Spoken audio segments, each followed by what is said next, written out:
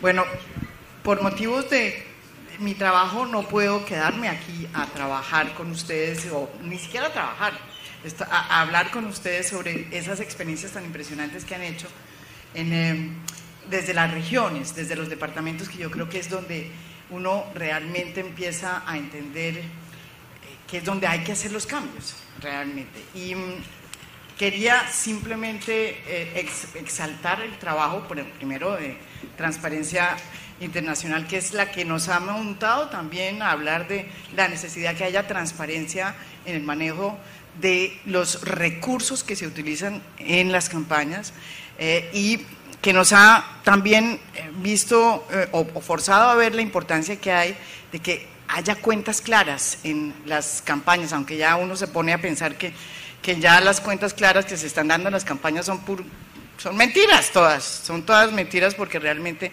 esas cuentas no son las cuentas de las campañas. Pero digamos que hay un know-how que es muy importante, y Andrés yo creo que ha trabajado mucho en ese tema, tratando de que la corrupción en Colombia no sea una política de Estado, que desde luego no hay nada diciendo eso, pero que se vuelve una política de Estado cuando no se exige que la sociedad la repela. Muchísimas gracias por estar aquí en este panel, Andrés. Pues muchísimas gracias en primer lugar a Wingu por la invitación, a todas las organizaciones que están acompañando este espacio. María Jimena, un gusto saludarte, y también saludar a todas las personas que están en este panel, que creo que en conjunto hay un trabajo fantástico en esa línea que acabas de mencionar, María Jimena, y es básicamente el propósito de lo que hemos buscado en Transparencia Internacional, en Transparencia por Colombia, y es que no nos quedemos con los brazos cruzados cuando tenemos uno de esos monstruos tan impresionantes como los que describiste hace un rato, y que desde la sociedad civil, el periodismo, la academia, los medios, el sector privado también tomemos responsabilidad en este asunto y hagamos nuestra parte, no solamente para demandar unas transformaciones que se necesitan, sino también para contribuir al cambio. Y en ese sentido, justamente lo que discutimos en este panel es supremamente importante. Siempre ha sido un gran reto para las democracias el tema de poder manejar la relación entre dinero y política. Hay que decirlo, las democracias necesitan dinero para funcionar. El problema es cómo fluye ese dinero, a favor de quién, y cómo se utiliza posteriormente el poder público, en muchos casos justamente para favorecer intereses opacos. Y creo que lastimosamente en Colombia lo hemos visto, en América Latina lo hemos visto, pero también, y muy importante el llamado que haces, que esto sea un trabajo que también se puede demandar e impulsar desde todos los territorios de nuestro país. Y en ese sentido estamos con mucha felicidad en Transparencia por Colombia de poder articular iniciativas alrededor de eso, de demandar transparencia en lo que se ha denominado la puerta de entrada a la corrupción, que es la financiación de campañas, la financiación de los partidos. Una tarea muy grande, una tarea muy difícil, porque las redes de corrupción se vuelven cada vez más complejas, cada vez más ágiles. Y creo yo en este momento, si quieres para cerrar, que más que nunca ese rol de destapar la verdad, ese rol de poner en la evidencia ante la opinión pública el contexto, la información, los datos, es supremamente importante justamente para poder proteger esta democracia. Bueno, yo quería darle también la voz aquí, que es la que va además a manejar aquí el panel, porque yo me voy a tener que ir pronto, a Tatiana, de Contratopedia. Yo quiero decir que para mí fue una gran sorpresa encontrar ese proyecto periodístico desde Barranquilla, y sobre todo desde Barranquilla, porque yo, que he trabajado también mucho el tema de Barranquilla, siempre consideré que era el colmo que fuera un tema regional nomás. Era un tema nacional, porque era una corrupción endogámica, que no es solamente de Barranquilla ni del Atlántico, ni más faltaba. Pero me sorprendía la cantidad de silencios, o sea, como que había en la sociedad y en los resortes, pues, de la sociedad civil. Y este surgimiento de Contratopedia para mí ha sido una de las mejores noticias para la democracia colombiana, quiero decirle. Porque el papel que... No, sí, es que una cosa distinta, y eso que me tocó a mí duro, me ha tocado duro hacerlo desde Bogotá, ¿sí? Imagínense ustedes aquí haciéndolo desde acá. Porque uno de los problemas que tenemos en la democracia, que es lo que voy a preguntarle a Tatiana, y es que si bien hemos avanzado, yo creo que nosotros hemos avanzado cantidades, uno piensa que no, pero sí hemos avanzado. Es que uno de los desafíos es que en los territorios se han ido confabulando y se han ido concentrando, digamos, estos clanes políticos que no solamente son de aquí, en todas partes de Colombia hay. Y esos son los que realmente detentan el poder en Colombia, los poderes de facto. No solamente son los equipos, los poderes económicos, son los poderes de facto regionales. Y yo creo que este proyecto que hacen aquí, de medios, a través de las redes, fue pensado desde ese lugar. Y por eso quisiera que me explicara, Tatiana, por qué lo hicieron, cómo lo hicieron y de dónde sacaron los arrestos para hacerlo. Bueno, gracias por esas palabras. Bueno, digamos que hay un antecedente muy interesante que es La Silla Vacía, con su capítulo regional La Silla Caribe, y un equipo que a mi modo de ver es muy valiente, que lo lideran además dos mujeres que son Laura Ardila, que pues recientemente ha sido noticia por toda el bullying, aunque me parece que eso ya no es bullying, eso es violencia de género, por la publicación de su investigación La Costa Nostra, y también Juanita León, una aguerrida reportera, pues que si bien es bogotana, siempre le ha apostado a las regiones, ¿no? A contar el papel político, ciudadano desde las regiones, y pues desde esa semilla que fue La Silla Caribe en ese momento empezamos como a hacer muchas indagaciones para, sobre todo una intención o una bandera que ha sido siempre ir más allá de la verdad oficial, justamente por esos silencios que mencionas, que desafortunadamente están muy arraigados y que tienen, por supuesto, muchos orígenes, ¿no? Allí hay tanto pauta oficial, porque no podemos negar que en gran medida hay un silenciamiento que es pago con recursos públicos, y eso ya está más que documentado con investigaciones que ha hecho la Fundación para la Libertad de Prensa, pero también hay unas lealtades propias de territorios más pequeños, como suelen ser capitales de áreas regionales, donde hay de una u otra manera una mayor cercanía entre pues los periodistas y los grupos políticos. Y hay algo que yo siempre he cuestionado mucho, que por supuesto, como bien lo decías, no pasa solamente aquí, también pasa en Medellín, en Cali, sí. Incluso en Bogotá lo hemos visto a otro nivel, ahora con todo lo de Odebrecht, lo que contabas de cómo una intención de lavarle la cara desde cierto sector del periodismo bogotano, pero yo sí me he dado cuenta que hay una intención muy propia de a veces querer manosearte, es decir, querer porque te conocen y has trabajado con muchos de ellos en las redacciones, con tus compañeros, o porque los has entrevistado a las fuentes, creen que por tus buenas maneras eso automáticamente te vuelve afines a ellos. Entonces, como que tratar uno siempre de salirse de esa intención de manosearte, como de mi vida, ven, no publiques eso, es un desafío. Y pues obviamente no todos están dispuestos a romper ese desafío, como ir más allá, porque tiene unos altos costos. Es decir, a ti te dejan de invitar a muchas cosas, te señalan, te ven como la problemática, o como alguien me decía, no, es que el periodismo que tú haces se considera de izquierda. Y yo, bueno, qué interesante. Ni yo misma sabía que tenía partido político o tenía una agenda partidista. Entonces uno allí va viendo cómo ir más allá de esa verdad oficial genera todo ese tipo de reacción. Y para cerrar, yo sí creo que sí hacen falta muchas verdades, regionales, porque si bien claramente el periodismo al que yo le apuesto intenta siempre matizar de que no somos la única región, como a veces desde Bogotá se mira, más corrupta, porque no hay ningún ranking que diga que Barranquilla o que Córdoba, con los ñoños, por ejemplo, Sahagún es la capital de la corrupción mundial. Yo sí creo que sí hay, por supuesto, unos antecedentes que no los podemos negar y que vaya que a pulso nos los hemos ganado por unos clanes que hay en esta región, sobre los que hay muchos silencios y sobre ellos hay que contar. Y en Barranquilla puntualmente ya se volvió costumbre el discurso oficial del milagro barranquillero, que es parcialmente cierto. Eso tiene muchas fisuras y cuando uno le pone la lupa encuentra que ni siquiera son fisuras, son megagoteras. Pero pues hay muchos silencios, entonces toca remar en contravía con todo lo que eso implique, porque yo sí creo que el silencio, como bien lo dice Laura con su libro, no es una opción.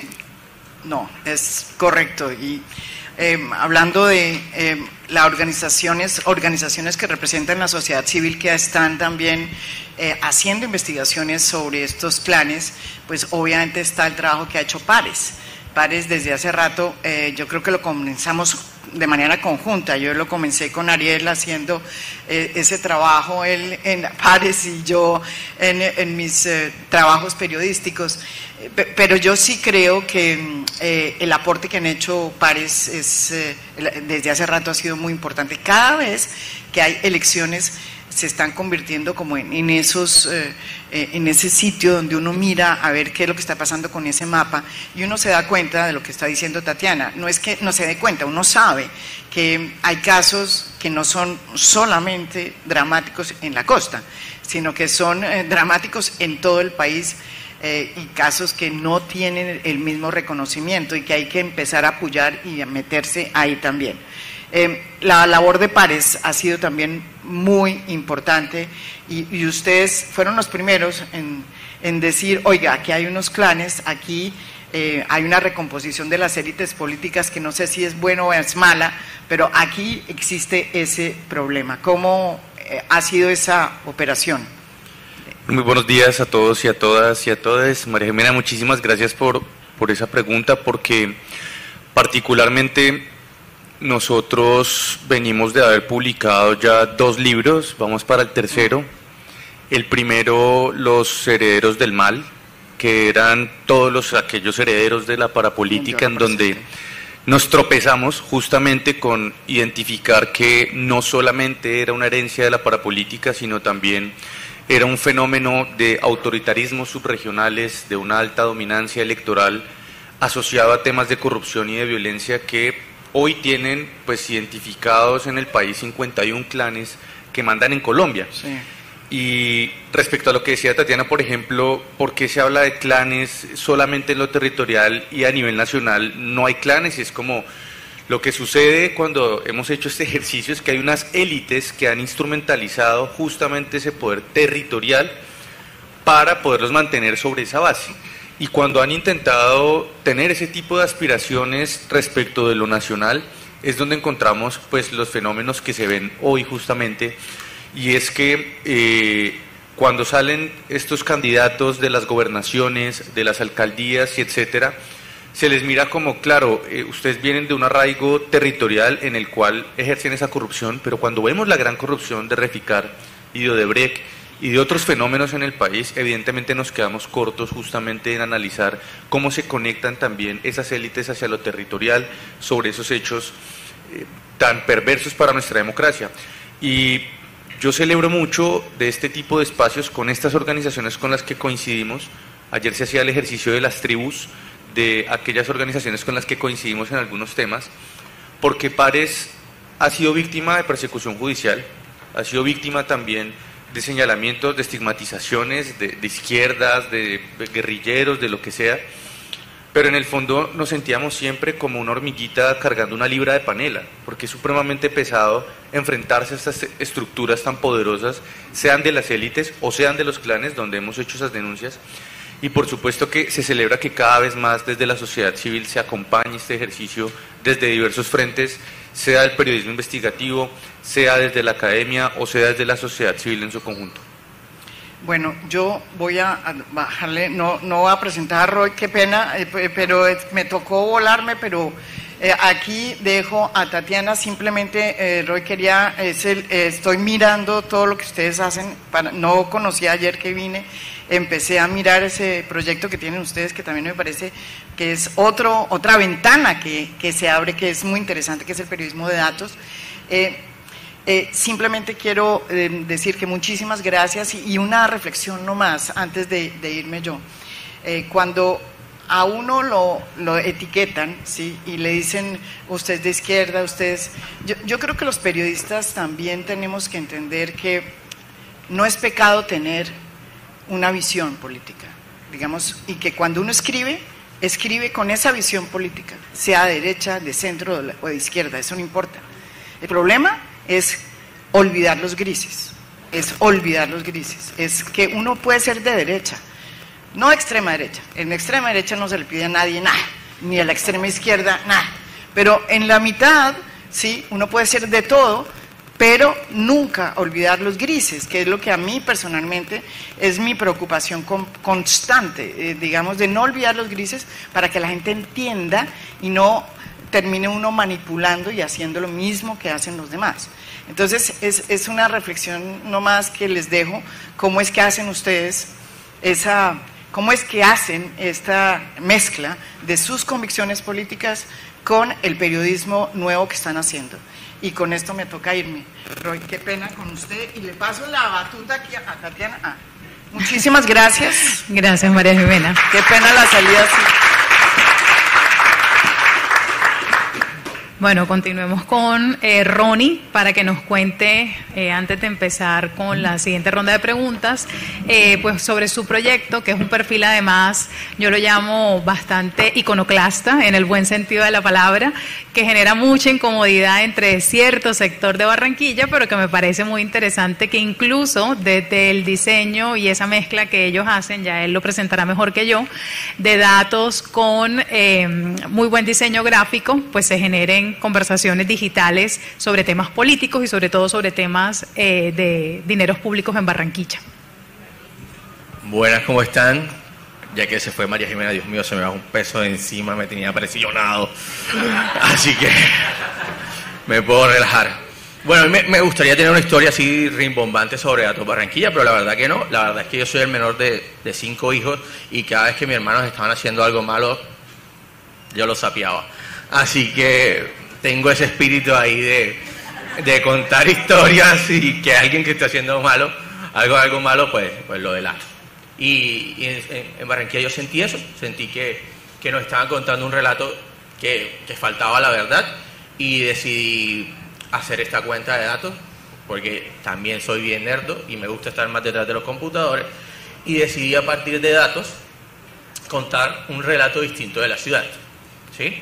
Y bueno, comencé con una cuenta de Instagram que espero que la sigan, y la primera señal que tuve fue que estando en Bogotá, me llama mi madre. En ese momento estaba en Bogotá robando muchas bicicletas y robándolas y matando a las personas, y me dice: papi, por favor, cuídate, esa ciudad está terrible, está muy violenta, ojo con Bogotá, ojo con Bogotá. Y en ese mismo momento yo estaba leyendo como estaba saliendo Peñalosa y estaba mostrando sus resultados, y leyendo los resultados de Peñalosa veía el número de homicidios por cada 100.000 habitantes, y en el número de homicidios por cada 100.000 habitantes Cali estaba disparadísima, como con 40 homicidios por cada 100.000 habitantes, y después venía Barranquilla, y después venía, y allá al ladito estaba Medellín con 28 homicidios por cada 100.000 habitantes, y me pareció escandaloso. Y Bogotá tenía 12 homicidios por cada 100.000 habitantes. O sea, la diferencia en homicidios que había entre Bogotá y Barranquilla era abismal. Entonces yo dije, llamé a mi mamá: madrecita, por favor, cuídate tú, que la que está peligrosa es Barranquilla. Entonces decidí comenzar a combatir ese relato de que todo está bien, y comenzar a hablar, por ejemplo, que hoy se habla en la ciudad sobre seguridad. Sí, y ojo, el tema de seguridad no es desde ahora. Esos 28 homicidios están desde el gobierno de Alex Char. Entonces decidí hacer eso, decidí hacerlo con datos, porque si lo hacían a nombre propio me aniquilaban, y bueno, y ahí vamos, en ese proceso. Bueno, la cuenta está en un perfil en Instagram, que creo que no dijiste la red social, para que la gente desde allí, se llama DatosBack, pueda seguir la iniciativa.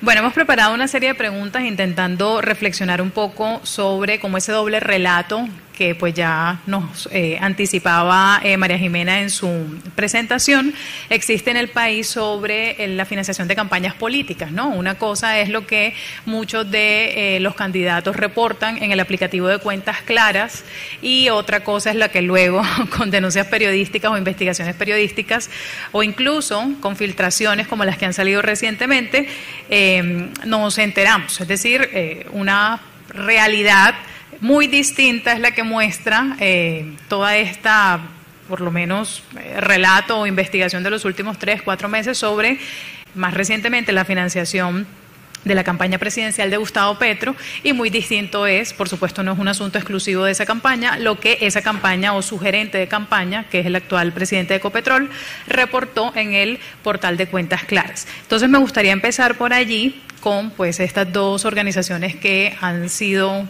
digamos, muy dadas a investigar el tema de la financiación electoral a nivel nacional, Transparencia por Colombia y la Fundación Paz y Reconciliación sobre los desafíos que implica ese doble relato, es decir, en qué momento entonces podemos empezar a sentir más confianza o a creer que lo que nos están contando sobre la financiación de los partidos y de las campañas políticas es una verdad. Transparencia por Colombia.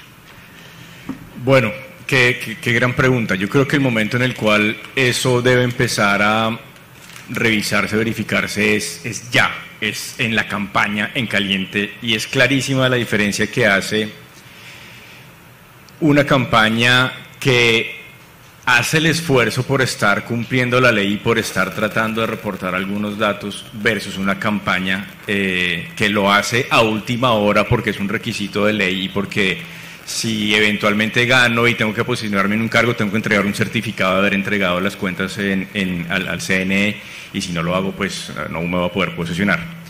Esto lo digo porque a veces esperamos demasiado de ciertas herramientas, de ciertas soluciones, en este caso Cuentas Claras, y realmente Cuentas Claras en su momento y cuando se le entrega desde Transparencia por Colombia, NDI y con el apoyo de USAID al Consejo Nacional Electoral, lo que hace es convertirse en un vehículo para justamente tratar de transparentar algo que antes no teníamos la gran mayoría de ciudadanos en Colombia la posibilidad de conocer. Por supuesto, ese vehículo tiene que mejorar, ese vehículo tiene que actualizarse, tiene que innovarse, tiene que abrirse a nuevas necesidades de información. Pero lo más importante desde mi punto de vista es que ese instrumento haga parte de algo, me voy a poner un poquito ñoño, los instrumentos que tenemos en una democracia, en un Estado de Derecho, para poder saber quiénes están encubriendo la verdad. Y eso es Cuentas Claras desde mi punto de vista. Si no reportaste en Cuentas Claras algún tipo de ingreso o dejaste de reportar algún tipo de gasto, estás incurriendo hoy en día en un delito electoral, susceptible de ser investigado por la Fiscalía, una gran, digamos, diferencia con lo que teníamos hace unos años cuando estos delitos electorales no existían. Y yo creo que entonces hay que verlo como un proceso.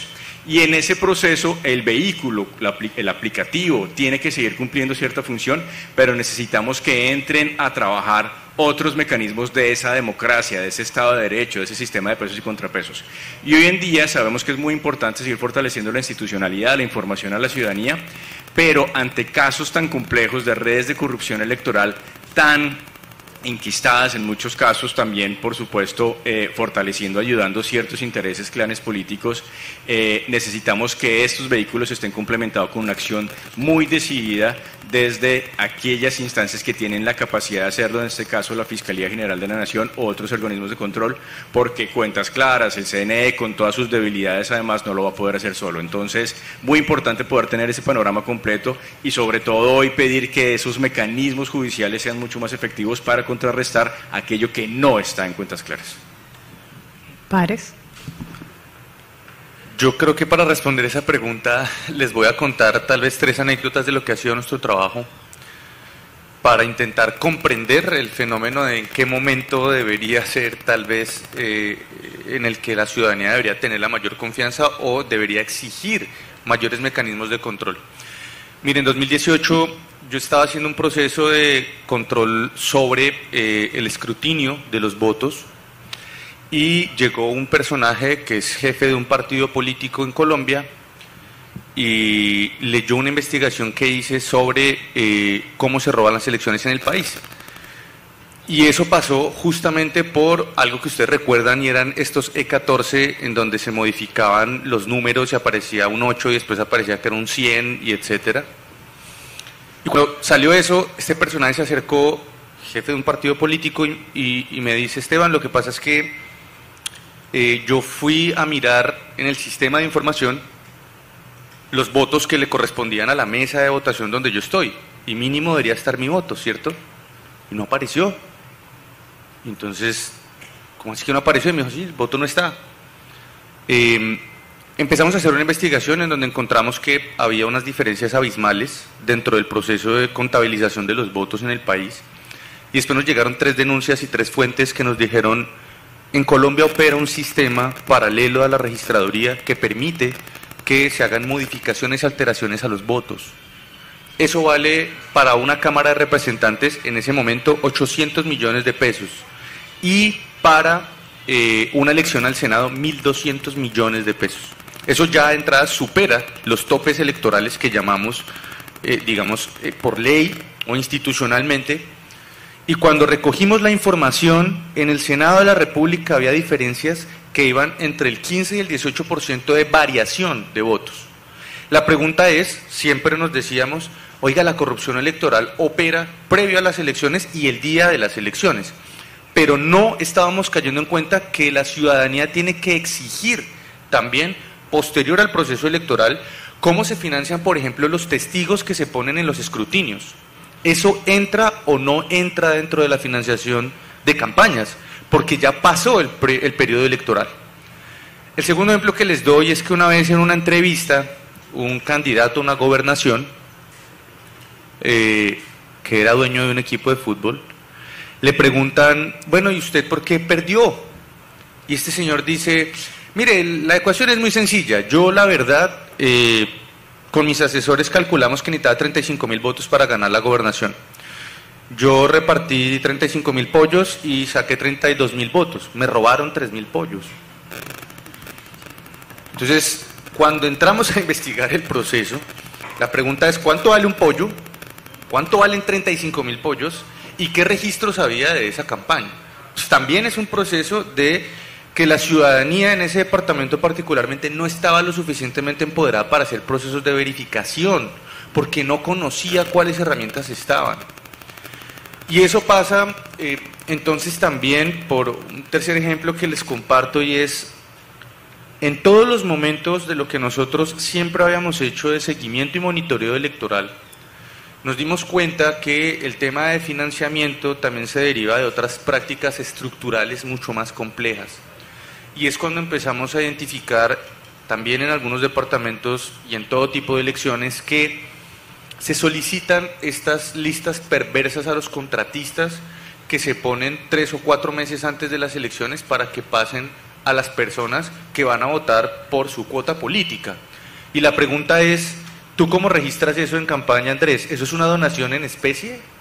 ¿Estás donando personas a una lista para que voten por alguien? Y eso pasa previo a las elecciones, ni siquiera durante el periodo de campaña. Tú sabes que antes de que empiece la ley de garantías, tienes que tener ya las personas contratadas listas, que incluso entran 3 meses antes. ¿Cómo se revisa las personas y la planta de personal para identificar qué personas han ingresado justo antes de que inicie el periodo de garantías? ¿Y cómo tú haces un monitoreo y seguimiento sobre el proceso de financiación de campañas? Porque eso también significa que esa persona, contratista o cuota, seguramente tiene que responder por un número de votantes que no se contabilizan como se haría, digamos, en esa donación en especie de personas. Luego, ¿en qué momento la ciudadanía entonces puede sentir tranquilidad o confianza sobre el proceso electoral si vamos viendo que cada vez más estas herramientas se quedan muy limitadas sobre el contexto real del proceso electoral y político? Pero bueno, estamos viendo que el sistema de financiación es bastante complejo, es decir, para un ciudadano, a mí esta expresión no me gusta porque me parece un poquito despectiva, pero es la que muchas veces se utiliza, un ciudadano de a pie, o sea, como para dar a entender que es una persona que no está metida en estos temas de investigación o que pues está muy metido en su día a día para, bueno, tratar de sobrevivir y entender. Pues hablarle de financiación electoral es casi que hablarle en otro idioma, no le llega o no le interesa porque lo que necesita es, bueno, la solución en la puerta de su casa para poder, insisto, supervivir y que la vida fluya. Por lo que están contando, sin duda allí casi que el reto es para las veedurías y para el periodismo o para la academia desde sus diferentes iniciativas investigativas para hacerle seguimiento pues a esos procesos en la pre-campaña, ¿cierto? Que es como esos 6 meses previos al inicio formal del calendario electoral en términos de la inscripción de los candidatos y pues el día D, ¿no? Que es todo lo que, no sé cómo funciona en el interior del país, pero por ejemplo en Soledad o aquí en algunas zonas de Barranquilla, uno se va dando cuenta cómo organizan a los votantes arman un zoológico, es decir, aquí están en los caballitos, ese es de tal candidato, aquí hay una cebra, entonces después de que votan van a esa zona cercana. Como nos estamos dando cuenta que es muy difícil, ustedes desde su experiencia, ¿qué entonces empiezan a recomendar o a vislumbrar como desafíos? Porque pues todavía estamos a tiempo, nos faltan 2 meses para las elecciones locales, para que pues quienes hacemos periodismo y quienes hacemos veeduría, como en el caso de Datos Back, le pongamos especial lupa. Es decir, es un proceso complejo, pero entonces cómo servir de facilitadores o de traductores de un sistema tan difícil para que la ciudadanía llegue quizá con mejores herramientas a votar y pues podamos en efecto poner un poquito de luz en estos procesos que están a veces como que muy especializados o de espaldas a veces a la ciudadanía. ¿Sí? Bueno, Tatiana, complementando un poquito lo que decían mis compañeros de paneles, yo hablaba con una persona del distrito, con un funcionario, y me decía, Ronnie, mira, si yo tengo que hacer algo, le pregunto a mi abogado, ¿esto me va a traer implicaciones legales o éticas? Cuando me trae implicaciones legales no lo hago, o sea, o no lo firmo, por así decirlo. Pero cuando me trae implicaciones éticas, le doy. O sea, no tengo ningún interés o sea, lo voy a hacer y asumo mi problema ético. Entonces, toda esta dinámica de cuentas, ellos son muy técnicos y las van a cumplir. De la misma manera como en la contratación, cumplen la normativa. Ellos no te van a dejar un rabito afuera para que tú los metas presos, por así decirlo. Ellos son muy buenos en eso. Entonces, aquí es un tema ético de ver qué es lo que sucede con estos candidatos, qué es lo que sucede con estas campañas, ver la diferencia, por ejemplo, meterse en cuentas claras y ver qué está sucediendo con los otros candidatos, ¿verdad? ¿Cuál es la diferencia económica hasta en lo legal? Porque seguramente son 800 millones en cuentas claras, y lo dejan claro. El segundo candidato aquí en Barranquilla invierte 50 millones y por debajo no sabemos cuánto invierte las campañas, por ejemplo, de alcaldía. Entonces, como que es muy difícil rastrearlo por ahí, pero yo creo que sí hay un tema de ciudadanía, y aquí es lo importante. O sea, aquí es cómo como ciudadanía tenemos la capacidad de contar una historia alrededor de compra de votos, cómo tenemos la capacidad de decir, ojo, en la universidad me están pidiendo como profesor que arme una lista de votantes, y no tener miedo a decirlo, y si tengo que perder el trabajo lo pierdo. Y bueno, también no es tan fácil. No es tan fácil. Tampoco es fácil echarse de enemigo a la institucionalidad, y toca hacerlo.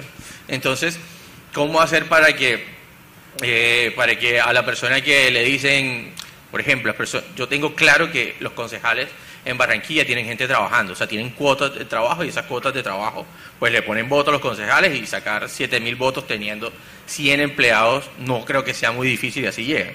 Entonces, ¿cómo hacemos para que esas personas garantizarle seguridad, garantizarle bienestar cuando digan, oye, ojo, este candidato al consejo me está obligando a votar por él? ¿Sí? Entonces, ¿cómo sociedad alcanzamos eso? Porque por software va a estar bien difícil. ¿Sí? Entonces, yo creo que es un tema más ciudadano y de tener valor y de ponerse la 10 por lo cierto. Bueno, Ronnie nos habla de la diferencia entre lo ético y lo legal, ¿no? No todo lo legal necesariamente puede ser ético, o incluso lo ético a veces ni siquiera es un tema de discusión para determinados funcionarios a la hora de tomar decisiones. Desde Cuentas Claras, que es una de las herramientas que más utilizamos cuando hacemos cubrimiento periodístico, uno sí tiene pistas, es decir, uno puede obtener allí alguna idea de quién es el financiador, o por lo menos el que está reportado, cómo hicieron cierta ejecución de los recursos públicos, que consiguieron para publicidad electoral, quién era el gerente de campaña, etcétera, etcétera.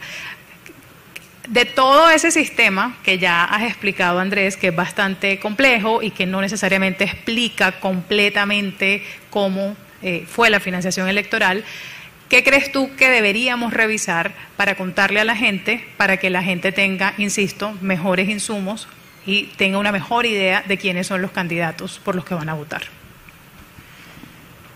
Yo creo que es muy importante diferenciar ciertos roles y responsabilidades en materia del seguimiento y control y sanción a la financiación irregular de campañas. Por un lado, el plano, digamos, ciudadano. A quienes nos piden el voto, pidámosle algo a cambio. Y que ojalá ese algo a cambio sea la transparencia, entre otras cosas, en la manera como se está financiando. Y esto creo que tiene que ser bastante claro para un momento electoral tan importante como el que estamos viviendo. La manera como se gobierna, la manera como se financia una campaña es la manera como se gobierna. Si a mí me están pidiendo otra vez mi voto a favor de cierto candidato, ojalá pidamos en contraprestación transparencia. Porque esa va a ser la cuota de sinceridad y de fundamentación de esa relación entre la persona que vota y quien va a salir elegida a la vuelta de la esquina. Y a mí me parece que ese es el rol ciudadano, además incluso volviendo un poco a lo del plano ético, más importante que podemos ejercer desde la ciudadanía. Hay una historia muy interesante alrededor del momento en que se está formulando un análisis para la política criminal electoral en el país, y es que en algún momento se le pregunta a una persona que vendió su voto si luego de, o sea, le van a dar una plata, le van a dar algo a cambio, pero porque ahí en el momento de marcar el tarjetón, pues no vota por otro. Y la persona responde, no, yo cumplo mi palabra. Y entonces tenemos que poner en planos distintos lo que podemos hacer como sociedad. Y entonces, por eso reitero, nuestro rol desde la ciudadanía, de quienes votamos, es ojalá, si nos piden un voto, pidamos a cambio de transparencia y pidamos la información a favor de quién va a gobernar esa persona que me está pidiendo el voto. Y separo eso entonces del plano un poquito más complejo de la investigación muy difícil de los esquemas y las redes de corrupción. Yo creo que necesitamos una acción mucho más decidida desde esa política criminal para poder no enfocarse en la persona otra vez que está inmersa en la transacción de la, por ejemplo, compra y venta de votos, no en las personas que agrupan a los caballitos, a las cebras, sino en lograr a las cabezas de esas organizaciones criminales. Y ahí es donde también le tenemos que pedir al Estado que haya mucha más efectividad, porque de lo contrario va a ser muy difícil hacer un cambio, un salto cualitativo en destapar esa financiación ilegal. Y cierro entonces con un ejemplo. La manera como está redactada en el Código Penal, ese delito que conocemos como compra de votos, lo que hace es focalizarse otra vez en la persona que está haciendo la transacción y no en la estructura criminal que hay detrás de eso. Así que en esos roles separados ojalá podamos hacer nuestra parte, pero también demandar mayor efectividad de quienes tienen unas responsabilidades mucho más fuertes. Eso que comenta Andrés, además de ser muy evidente a veces en el cubrimiento periodístico, no sé si de pronto ustedes como lectores ya están acostumbrados a que durante el día de las elecciones haya como avances informativos y entonces está el boletín de se cogieron a tantas personas que llevaban publicidad al momento de votar o que llevaban determinada alusión a un candidato, y sabemos que en el puesto de votación eso no puede ser, o a una persona que llevaba una suma en efectivo, pero el cubrimiento como que se queda allí, ¿no? No sabemos quién le dio la plata a ese señor o quiénes estaban mandando a esas personas a hacer esa publicidad. Es decir, casi que el cubrimiento a veces se queda en el eslabón más débil de la cadena, y ya sea porque le faltó más investigación al periodista o porque funcionalmente le conviene no decir quién está detrás de esa actividad, pues no conecta con una cabeza que ahí sí tiene poder y que por supuesto es la que está generando pues todo ese andamiaje ilegal. Y en ese sentido, Pares, digamos, ha sido una de las organizaciones que en el país más puso en la agenda la palabra clan, ¿no? Es decir, hablar de los clanes políticos, entendiéndolos muchas veces como unas agrupaciones que sí funcionan como unas mafias electorales, donde sí hay constreñimiento, donde sí hay todo tipo de acciones irregulares para garantizar el voto y para asegurarse casi que el poder, como si estuviésemos hablando de una tienda. Es decir, tratan a la gente no como ciudadanos, sino como seres anónimos a los que hay que llevar en masa y sencillamente hacer una transacción económica, usarlos para garantizar el voto. Entonces, en ese sentido, ustedes que tienen cierta experiencia cubriendo los clanes, ¿qué pistas creen que son necesarias para empezar a darles más rostros a esos clanes, sobre todo de cara a las regionales, que pues son donde más ponen a esas maquinarias aceitadas a trabajar? Nosotros vemos con una preocupación muy grande para ir, digamos, desescalando un poco también el tema hacia los clanes y lo territorial, y es que si ustedes toman cuántos candidatos se lanzan por elección, prácticamente estas elecciones son de las que mayor cantidad de candidatos tienen. 120.000 personas alrededor se están candidatizando. El Consejo Nacional Electoral, que además es un consejo espurio porque siempre tiene una vocación política antes que jurídica, está conformada por 9 magistrados. Y si ustedes ven el presupuesto del Consejo Nacional Electoral para evaluar 120.000 candidaturas sobre el financiamiento, yo les digo personalmente que uno se puede volver loco identificando cuántas personas dieron financiamiento y realmente vigilando si eso se da. Eso se aprovecha por parte de los clanes políticos porque ellos saben que cuando salen ejemplos como el de Odebrecht, que son campañas presidenciales, y al día de hoy no se logra ni siquiera identificar y o sancionar en ese tipo de campañas que están con supuestamente los ojos vigilantes de todo el mundo, pues ellos saben que un candidato al consejo puede meter o no meter plata, puede registrar o no registrar plata, porque no hay esa capacidad ni de vigilancia ni de sanción. Y es apenas natural por el orden institucional y la estructura que tenemos en el país del funcionamiento de esos espacios de vigilancia. Pero cuando uno va ya a las prácticas dentro de las cuales denunciamos la compra de votos, denunciamos cómo se hacía el proceso de financiamiento ilegal de campañas por medio de economías ilegales, que no solo son el narcotráfico, también está el tema de la minería criminal, está el tema del tráfico y trata de personas, está el tema de deforestación. Lo que observamos, Tatiana, es que los clanes tienen una capacidad muchísimo más rápida para adaptarse que la capacidad institucional para responder a esas nuevas dinámicas. En 2019, después de que nosotros señalamos el hecho de que en Colombia se tenía que vigilar más que el día de las elecciones, todo el proceso electoral en su conjunto, antes y después, porque se podían robar las elecciones en cualquier momento, salió una dinámica perversa y era que estos tipos hacia 2022 lo que empezaron a hacer en ciertas zonas del país, estos clanes, era que ya no compraban el voto, porque eso era un riesgo muy alto. Tú comprabas la cédula.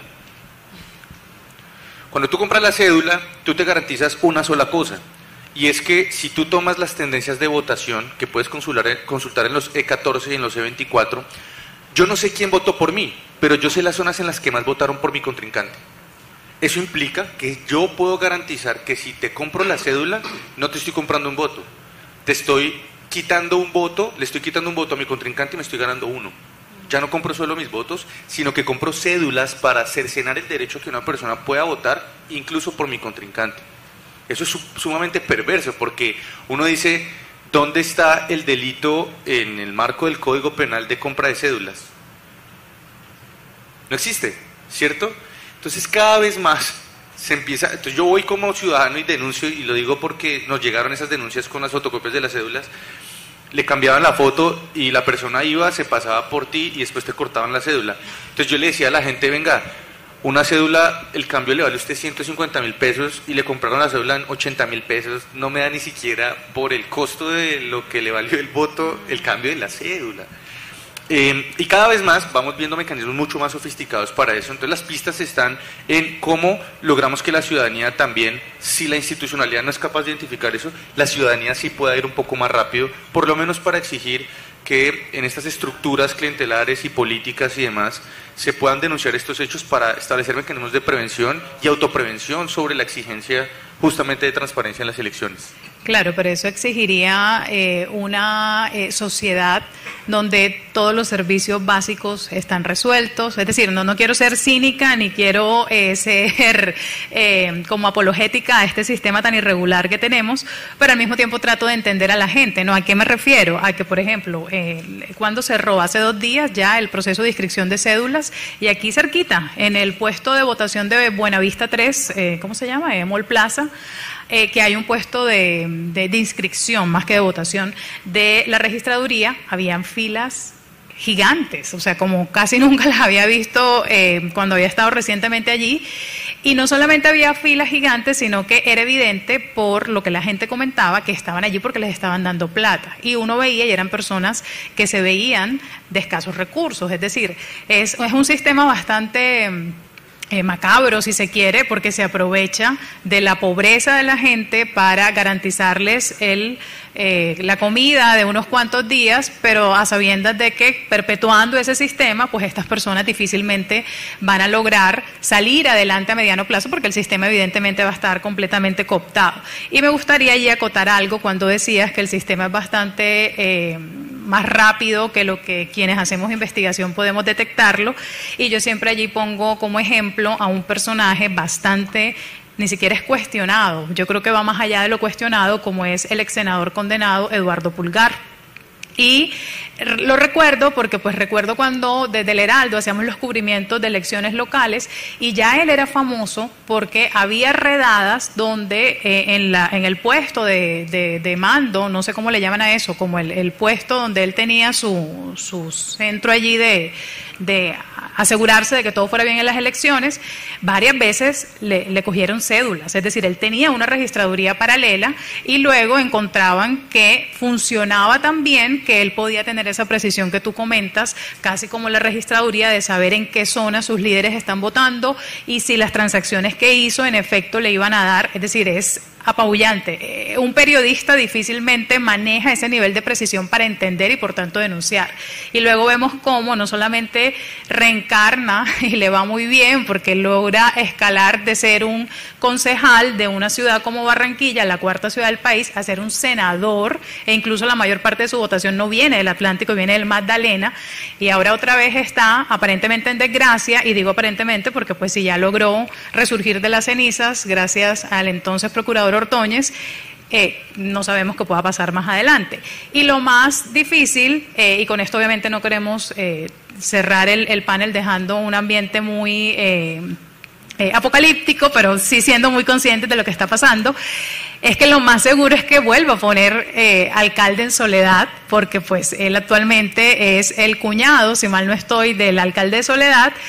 Su hija es candidata a la asamblea, su eslogan de campaña dice nada nos detiene, evidentemente nada nos detiene, y exacto, y está en una finca, porque esa es finca por cárcel, ¿cómo se dice? Casa por cárcel, finca por cárcel, y la Silla Vacía denunció que ya desde ahí ha hecho varias reuniones políticas para cuadrar las elecciones. ¿Quedamos maniatados? No lo sé, pero pues obviamente no quiero que terminemos con este nivel de pesimismo, y sí me gustaría que rápidamente, para abrir preguntas, cada uno diera como una pista de cómo sobreponernos a este sistema que pareciera llevarnos por delante y casi que estamos doblegados ante el sistema electoral. Tatiana, yo creo que en Barranquilla no es tan complejo. ¿Por qué en Barranquilla no es tan complejo? Porque aquí están gobernando hace 20 años más 16, o menos, sí. 16 años. Entonces, la primera pista es cómo se comportan cuando están en el poder. O sea, la primera pista para darnos cuenta quién hace mal las cosas en las elecciones, por ejemplo, en el Consejo de Barranquilla, es cómo actúan en el Consejo de Barranquilla. ¿Sí? Cómo son tan entregados, por ejemplo, a la administración local. Con qué tiempos aceptan, no sé, un proyecto. ¿Sí? Entonces la primera pista es cómo están en el poder y cómo gobiernan y cómo se comportan ellos. ¿Sí?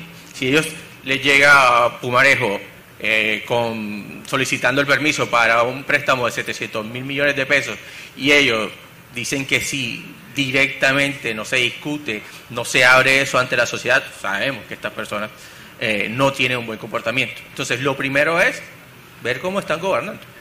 O sea, partamos de ahí, esa es la primera pista. Y lo segundo que yo diría es como que, bueno, comunicaciones. O sea, aquí es un tema de comunicación. Yo no soy comunicador, por ejemplo, ni periodista, ni me acerco.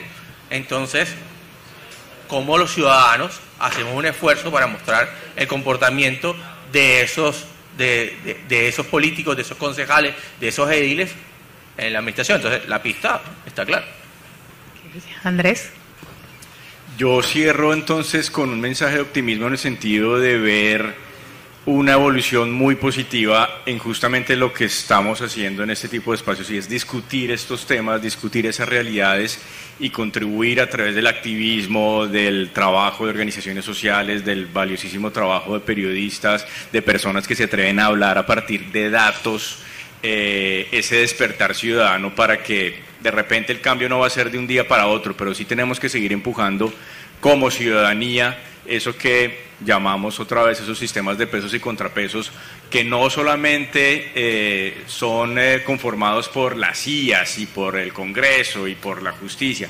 La ciudadanía en sentido amplio es el peso fundamental que le da vida y que mueve los cambios en una democracia. Esteban.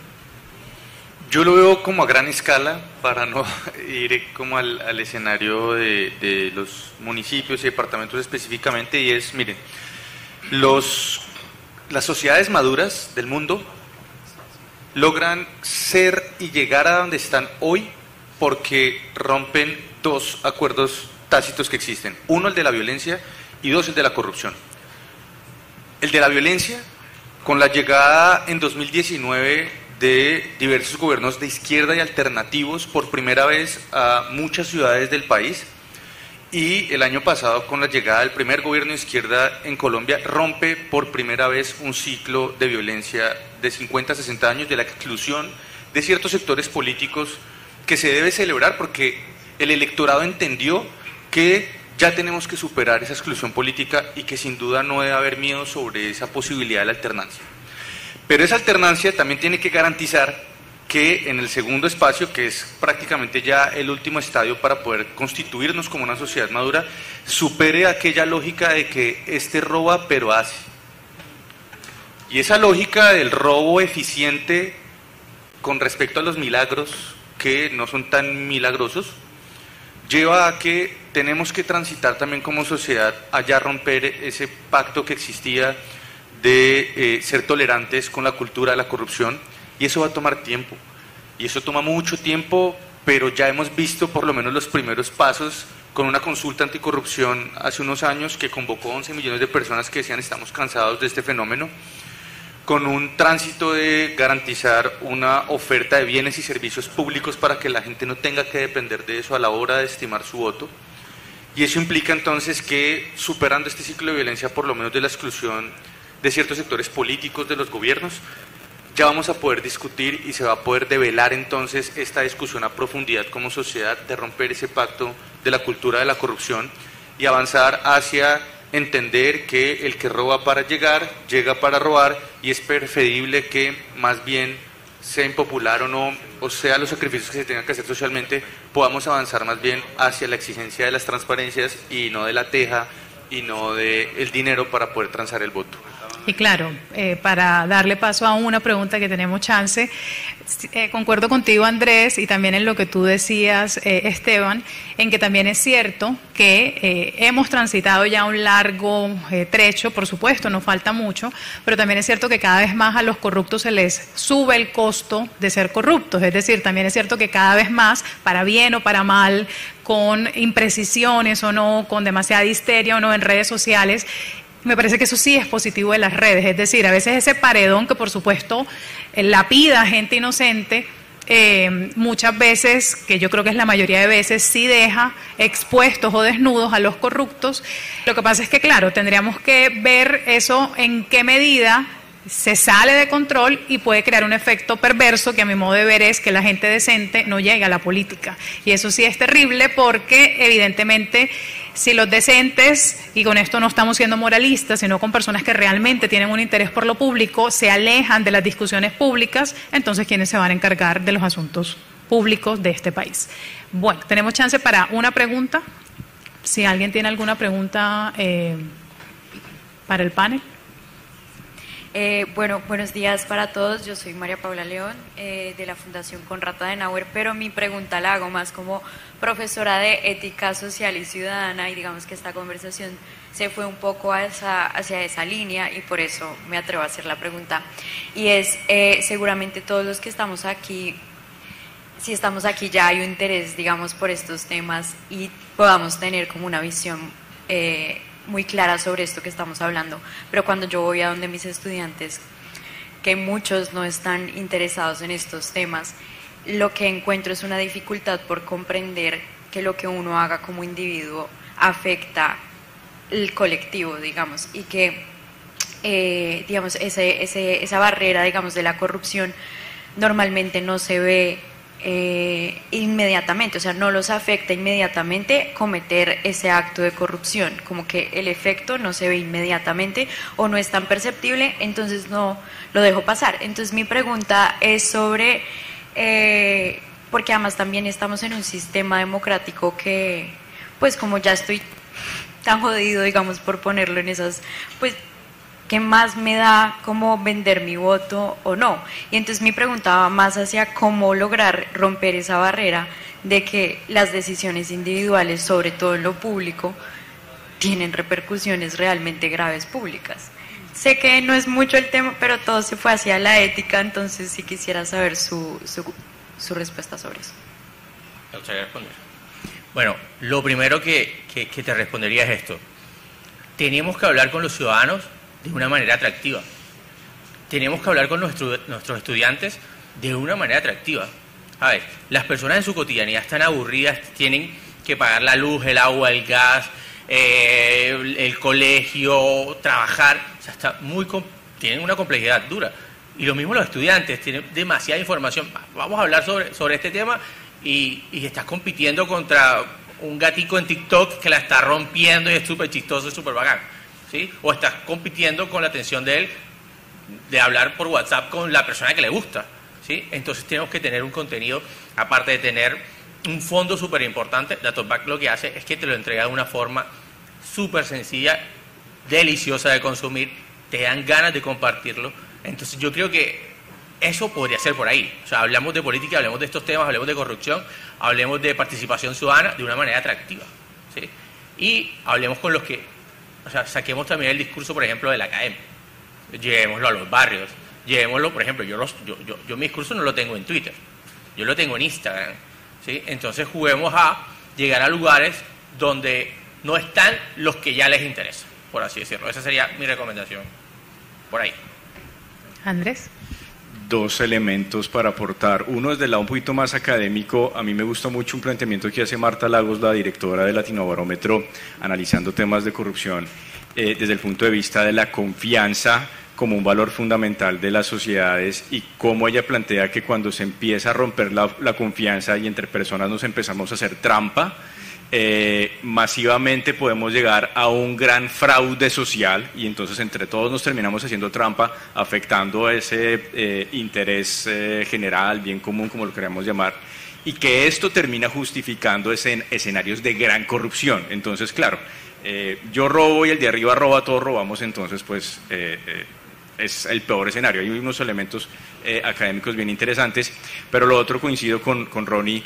Desde que nosotros tenemos mediciones de nuestras salidas en redes, comunicaciones, la campaña más exitosa la tuvimos hace un par de semanas con un mensaje súper sencillo, es ser corrupto no es normal. A partir de una exposición de frases como algunas de las que hemos mencionado en este panel, una que yo recuerdo mucho y que me causa mucho impacto, pero que sabemos que está rondando por ahí es: yo voy a robar, pero voy a robar poquito, voten por mí. Si alguna vez escuchaste esa frase, queremos decirte, ser corrupto no es normal. Empecemos a cambiar. Y eso es fundamental desde el punto de vista de la claridad para poder generar esa conversación. Esteban. Yo creo que muchos nosotros hemos hecho análisis, por ejemplo, del abstencionismo y de por qué a la gente no le interesa. Creo que era lo primero que mencionabas. Y yo creo que naturalmente hay unas causas estructurales que explican que mucha gente no tiene interés, no porque no le importe en su idiosincrasia, sino porque no tiene ni siquiera herramientas para enterarse de las cosas o saber eso. Entonces hay que excluir también, para no ser injustos, con el desinterés de aquellas personas que no tienen una forma de informarse o de pues establecer algún tipo de criterio para las cosas. Y está por otro lado los que están hastiados o cansados o aburridos de la situación de las cosas y ya prefieren abstraerse de ese escenario, que también es válido porque creo que parte de la posibilidad de construirse uno a sí mismo y enunciarse desde la lógica de que no ojos que no ven, corazón que no siente, entonces prefiero no enterarme de todo eso, pues tiene sentido, pero creo que hay otro espectro de personas que han logrado, por lo menos, como lo decía Ronnie acá, llevar el mensaje correcto por la vía correcta para las personas que incluso sin ningún interés puedan indignarse por algo que pueda llegar a ser un tema de controversia o de interés público. Y en eso también les cuento que en algún momento hacíamos la evaluación sobre esta suerte de escrache que se ha hecho en el Congreso, que eso también lo celebro en lo que decía Tatiana, y eso no existía hace 5 años. Entonces muchos congresistas te dicen hoy, uy, yo le tengo más miedo, la verdad te lo dicen, yo le tengo más miedo a que en Twitter o en Instagram me pongan una foto donde diga, este votó sí o no al aborto, este votó sí o no a tal cosa, porque es que el fiscal, el procurador, el que sea, lo arreglo tristemente de alguna forma, pero la opinión pública no. Porque con una salida en alguna pancarta de esas, el estudiante que sea, te lo aseguro que la vio. Y dice, oiga, esta gente que votó esto sí es terrible. Y hay otros casos en los que el periodismo ha logrado también incorporar un mensaje de indignación sobre temas más cercanos a la gente. Y es que cuando tú te metes con temas, por ejemplo, de corrupción de los niños, o de los abuelitos, o de las personas desfavorecidas, tiene un mayor impacto. Centros poblados. Pues tristemente, digamos, dentro del escenario, del contexto de lo que sucedió en ese momento, todo el mundo, nadie entiende la complejidad de lo que sucedió ahí. Nadie entiende que es un tema de una garantía falsificada ante una aseguradora. Yo creo que ninguno, pues, pero la gente se entiende que a raíz de ese problema hay niños que se quedaron sin conexión digital en el país. Y es también cómo tú aterrizas y descomplejizas y desescalas ese lenguaje técnico para poder llegar a la gente. Bueno, voy a decir algo con un minuto. Ok, que ya estamos ya pasados de tiempo. Ajá. Respecto a ese tema, llevemos eso a lo cotidiano. La gente no sabe en su cotidianidad cuánto es $1 billón de pesos o cuánto presuntamente se robó a Udinene. Pero si lo llevamos, por ejemplo, a arepas con huevos, sí saben, ¿sabes? Puedes comprar 29.000 arepas con huevos. O si lo llevas a Messi, yo le dije eso a Barranquilla, mira, con esa plata podemos contratar a Messi para que juegue en el Junior 7 meses, ¿sabes? Entonces llevar la política, los datos, las cifras a lo cotidiano es mucho más fácil de entender. Y por ahí yo creo que es la vaina.